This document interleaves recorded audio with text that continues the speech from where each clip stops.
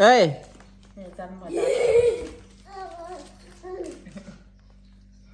มาพี่ลูกมาพี่วันนี้วันที่12พี่น้องเนาะ12ธันวาอีก2วันก็ครบ1 ขวบแล้วเย้เย้ตัวมือเย้อลิชอด1 ขวบแล้วนะลูก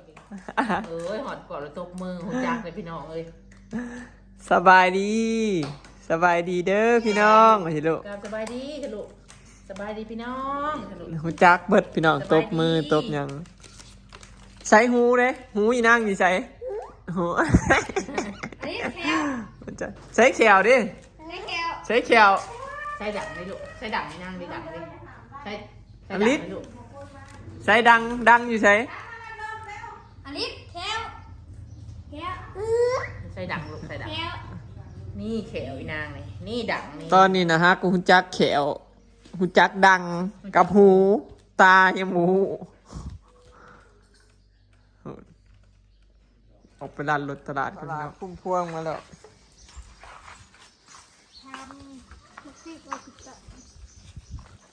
มีอะไรกินฮะยังได้ยังแค่โมไปซื้อมักเล่นเบิร์ดเลยมือที่อายังซ้ำอะไรไม่รู้ขนมด้วยนี่ขนมตลาดค่ะไอเสียบมือขนมแบบใส่มักพริกก็มีบอกอะไรไม่จ้อยให้อับตัวปรุงหรือบ่ปรุงเอาว่านี่เอาตัวบุปรุงยังเอาไปแล้วไปกินเล่นตัวปรุงก็ได้เอาไป2เอาไหมเยอะจะเยอะนี่ขนมโอ้บ่เอาก็ย่าจะเอียงจะเข้าใส่ยังมื้อน่ะขนมจะเพิ่นยังล่ะลูกพีชบ่ลูกซุปบ่แซ่บบ่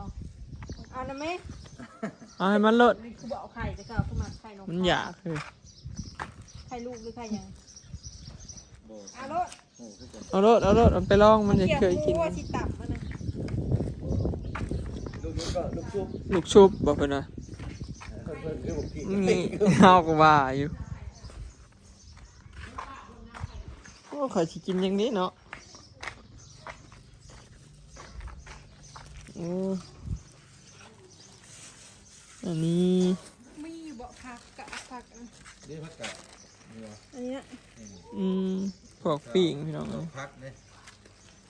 ดอกผักกะหล่ำ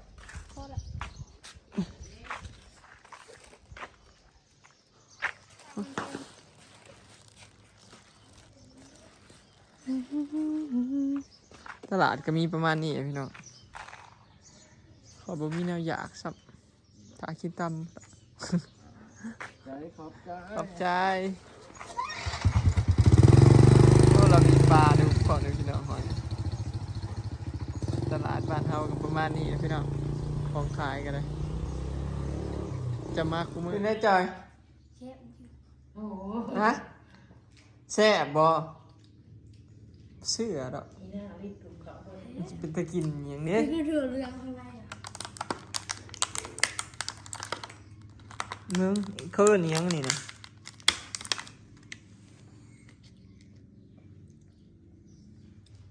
โอ้บุเป็นตะแสบจอยชิมมึงเลย1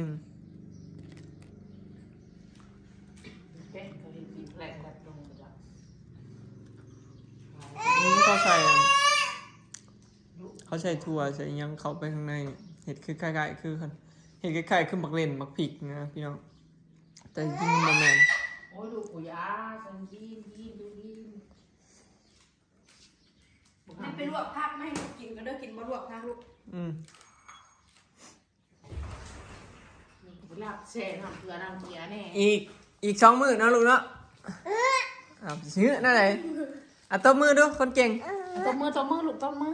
มาทำกินเบอร์ให้น้องอย่ากันกินอ่างน้อง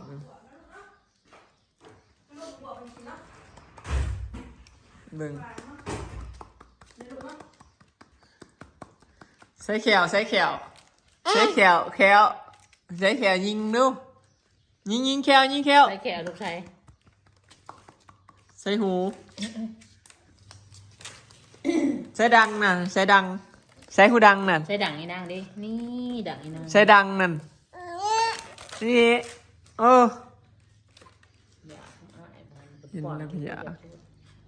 มันได้ผมยาวมัดได้แล้ว อันนี้คอมเมนตัดคอมเมนตัดผมใช่ มันเกลียดในกระโปรงนี่ โยจังหวะเป็นจินตลาแล้วนี่ เล่นนาเขาระว่าแต่ผมโบราณ โอ้มันใหญ่ขึ้นก็น้าขึ้นเรื่อยๆนะผมโย่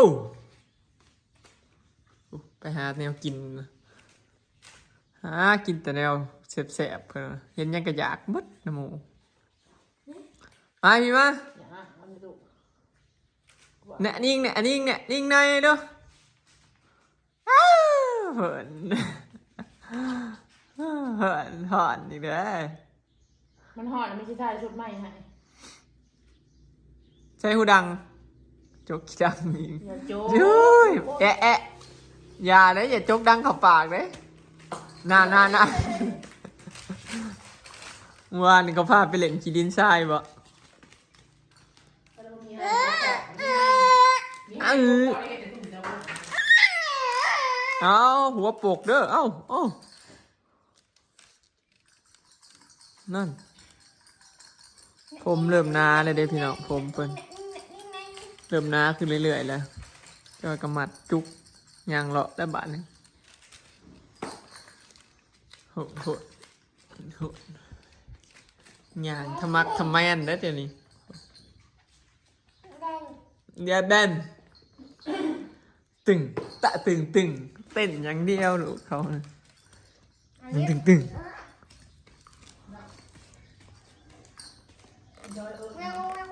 ตบมืออะไร ตบมือลายไปไหว้น้ำอ้อยไหว้มือไหว้ตีน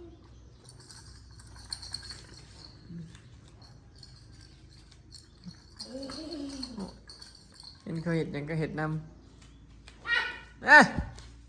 หอมเอิญหอมดูหอมน่ะเห็นบ่พี่น้องเอิญมาเอิญนั่งเขาหอมมาเลยพี่น้องหอมน่ะหอมหอมเอิญหอมดูหอมเดี๋ยวหอมเช้าหันมาพี่ดูลูก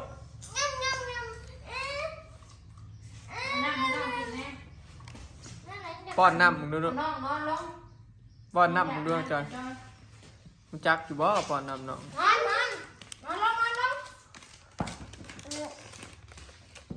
เอาป้อนน้ำมึงดู อ๋อเงี้ยเทน้ำเสนีบ่อยากกินบ่ มันเทบ่ได้อันนั้นนะเนี่ยสิปะฮะ บ่กิน แล้วอลิสเอ้ยอมยังกันน่ะอาบน้ำพี่น้องอาบน้ำแล้วก็ใส่ชุดอันนี้แบบนี้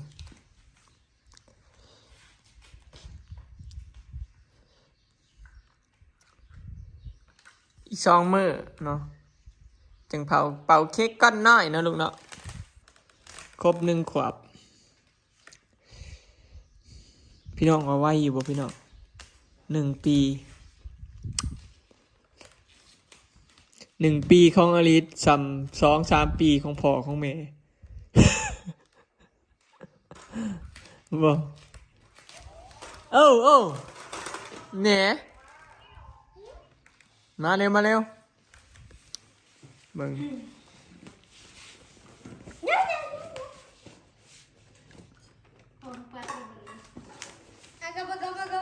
กินน้ำไปอัดไว้ในจุกนมขวดนมนะ อันนี้ ใช้ฟ้าน่ะมาอัดไว้ถือฟ้าเล่นอยู่อัดไว้ลูกฟ้านมนะแอะ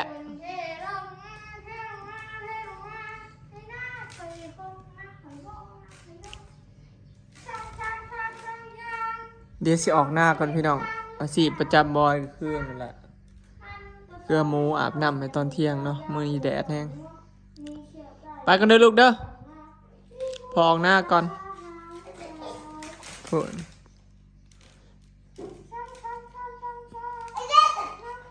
เบิ่งนะ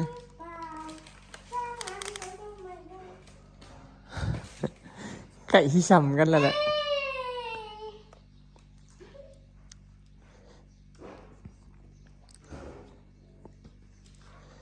บอยว่าบ่เฮิงดอกจังว่ากันใหญ่ซ้ำกันนะเบิ่งช่วงอ้ายบ่ใหญ่จักเทื่อเยอะจอยหอมเอิ้นหอมดูลูกหอมเอิ้นหอมดู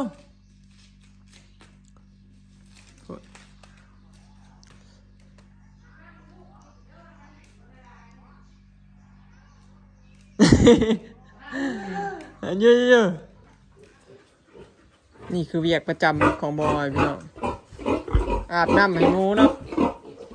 เบิ่งเกี่ยงขาวงามเลยบาดอาบให้แม่ลูกอ่อนพร้อมนี่ อาบให้เบิดสูโตเลยพี่น้องเนาะสะออนหมูเสียดายแต่ราคาบ่แพงพี่น้องมีแต่โตงามๆเองงามๆเลยกำลังสิออกหมดนี่บอยมาเบิ่งหมูหน่อยเลยกินอาหารเก่งๆพี่น้องเทไว้มือเช้านี่เบิดแต่ได้อันนี้เทใหม่ได้นี่เทใหม่พี่น้อง